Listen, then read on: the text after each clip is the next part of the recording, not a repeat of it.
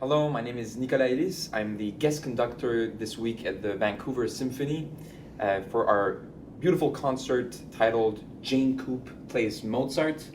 And we have three beautiful pieces around, all three composers are great composers for voice, and they have lots of lyricism that they share.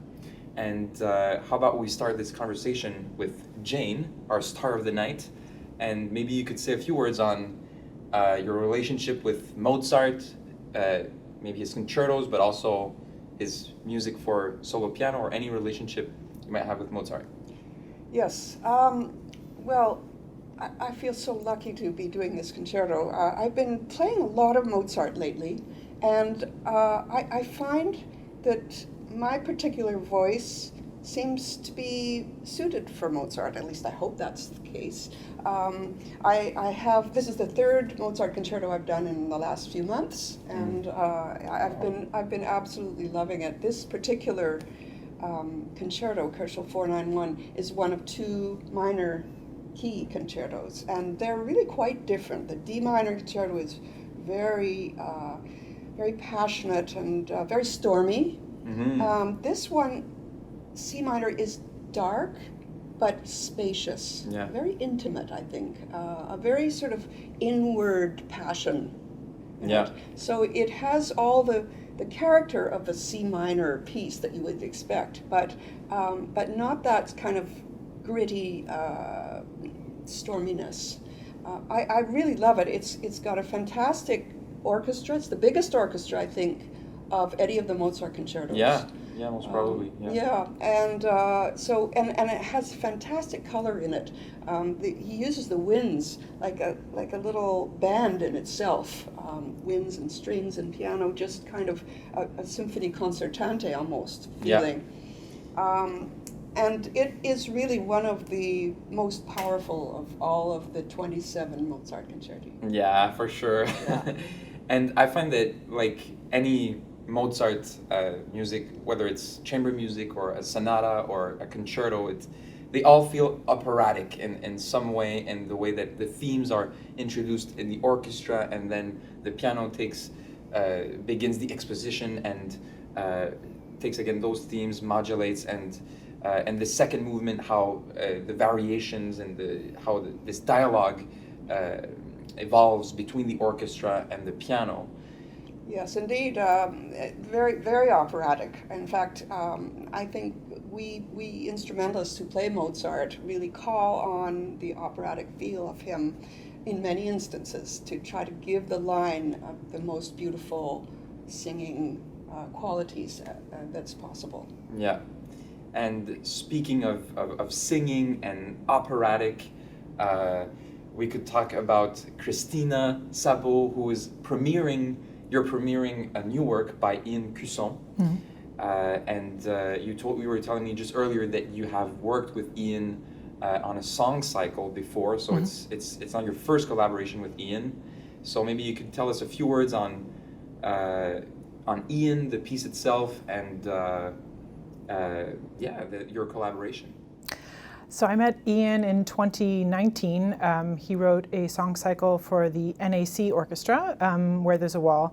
And it was, I want to say, love at first sight with his music. He just writes very beautifully for the voice. It's very singable. And having done a lot of contemporary music, that is a high compliment, because often composers don't know how to write for the voice. They need to work with more singers. And Ian just has this natural ability to write music that a singer can sing, and it is pleasurable. Yes. And he also picks beautiful texts. And so in 2020, I had actually approached him and said, I would like to collaborate with you again on something. And he said, well, it just so happens that the VSO is commissioning me to do something, so maybe we could put this together, because I just recently started that job here at the University of British Columbia in 2020, so I'm here anyway in Vancouver, so it seemed like a really good fit. So he wanted me to look at the poetry of Joy Harjo, Indigenous poet, and I had wanted to do something on the themes that are specifically feminine. So that again was a really, really good fit. So I bought a book of her poetry and we flipped through it together. And so you introduced her to Ian. No, he introduced. No, her work. I mean, yeah, her work, he wanted Joy Harjo. I had said I would love to do themes of feminine themes, right, okay. and he loved these poems anyway. So it was such a good fit. He'd already had a female poet on feminine themes, so it really was a really good match. Wow. Yeah. So I think it was meant to be. Yeah. So yeah. And we went through. It's interesting because today we went through the music, just the orchestra, and then without you, and then we ran through it with you and Corey, who was playing the piano, and it was quite interesting to see how already Ian's music is taking so many different colors. Of course, I mean, just even you and the piano already, I thought it was always already so moving to hear, and as you were saying, that Ian writes really well for the voice. He knows your voice, and it's going to be so interesting to put all this together with the orchestra, and it seems like all of you like a perfect match to make music and to make something very, very special out of it. So, and it's interesting because as you were saying, it's not given to every composer to write for the voice, and as a matter of fact, Schumann wrote many songs, and actually he wrote a lot of music for piano solo, and then many songs for the first 10-12 years of his composing life, and then suddenly he decided, well, as a composer, I should also be able to write for symphony orchestra and for chamber music ensembles, and so that's what pushed him to put aside for a short amount of time his writing for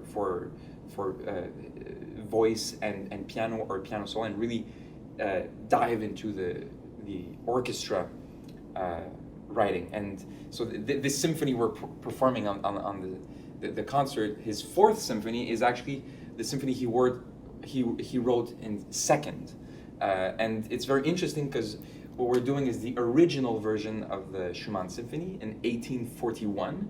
Usually we hear the final version in 1851, and it's interesting to do the original version because it's much lighter in orchestration and much more closer to Mozart, I would say, as the later version is much closer, I think, to a Brahmsian texture, and it's a bit more, there's a bit more mass, I would say. And it's very interesting to see a composer that's been writing all his life for voice and then suddenly turning to instruments. And we, as musicians, we can feel that, that a composer has a sense for breath, for breathing, for the musical line, and all that. I don't know how you feel about either in the concerto or even your own experience working with singers, or how would that translate in your experience? Well, I mean, working with singers is especially wonderful for pianists because, of course, we can't sing. Yeah. So it's the next best thing. Yeah. And I must say I've learned a lot about phrasing and about line and about color working with singers, which I've been fortunate to do all my life. Mm-hmm. And I also think it's very special that we're doing this earlier version of the Schumann symphony, because doing a new piece, and we're going to get in that process this week where the music will evolve. Ian's going to make corrections. He's going to think, let's change the dynamics, let's take this out, let's add this, or whatever. And it reminds us that even composers like Schumann and Mozart, they changed, they rearranged, they adapted you know, if they were playing in a certain hall or with certain musicians and stuff like that. And so having this first symphony, this original version of the symphony, I think is a nice connection with Ian's piece, because it reminds us of the creative process of writing new music. And I don't know if in your experience, if you've worked with Ian or other living composers, how much this process maybe evolves throughout the rehearsals and when you work together. Is it something that you would say has happened in terms of the music that changed, rearranged? Yeah, for sure. I've done a lot of contemporary music, and I've had I had the privilege of working with a lot of living composers, Canadian composers. I worked with Tapestry Opera, who they partner. There's something called LibLab, so librettist laboratory. So librettists partner with composers, and they create something new. So I've been at the beginning stages of these partnerships in this LibLab that have gone on to then produce operas or produce something else.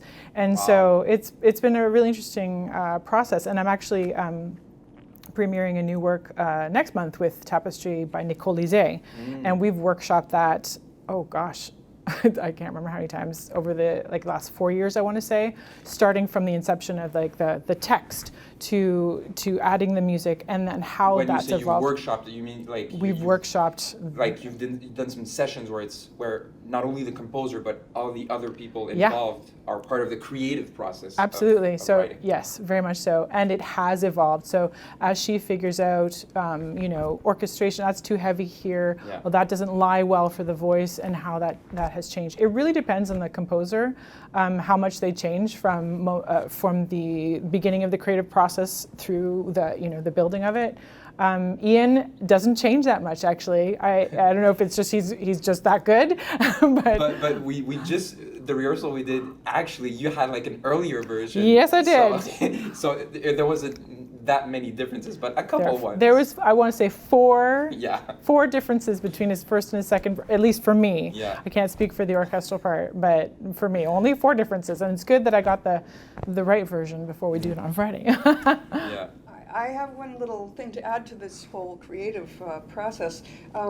Apparently, there is a manuscript version of this concerto that I'm playing in existence. It's in London.